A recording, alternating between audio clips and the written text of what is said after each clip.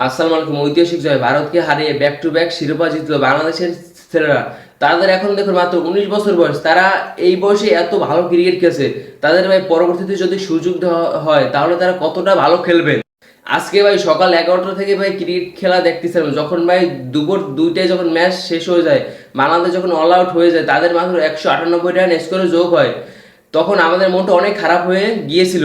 তারপর দেখুন ইন্ডিয়া যখন ব্যাটে নামে, তখন ইন্ডিয়া যখন উইকেট পড়তে শুরু করলো, তখন আমাদের অনেকটাই ভালো লেগেছিল, যখন মারুফ নিদা এবং ইকবাল ইমন তারা ভালো বোলিং করতেছিল, আমাদের তখন অনেকটাই ভালো লাগছিল। 2020 সালে অনূর্ধ্ব 19 আমাদের এই দলটাই হারিয়ে দিয়েছিল ইন্ডিয়াকে। সেই খেলাটা আমার সম্পূর্ণ মনে আছে। তখন আমি অনেকটা ছোট হলো, আমি ক্রিকেটকে আরও 5-6 বছর আগে থেকে ভালোবাসি। এখন যারা এই ট্রফিটা জিতছে এশিয়া কাপে, তারা আমার সমবয়সী হলেও তাদেরকে আমি স্যালুট জানাই বস। তোমাদেরকে ভাই কিছু বলার নেই ভাই।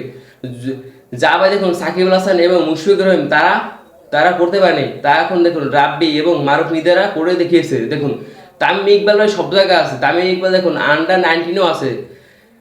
তামিম ছাড়া ভাই ক্রিকেট চলে না, আসলে এটা দেখিয়েছে। বাংলাদেশ ভাই চ্যাম্পিয়ন হয়েছে, আমাদের এটা অনেক ভালো লাগছে।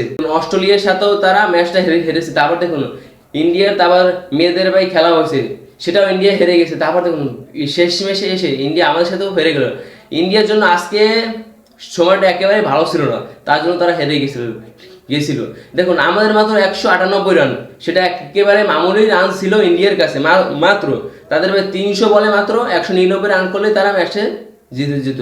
যখন ভাই দেখুন আমাদের বলাররা যখন বোলিং করা শুরু করে, তাহলে আমরা বুঝতে পারলাম আমাদের এখনো চান্স আছে, আমাদের এখন হারার কিছু নেই।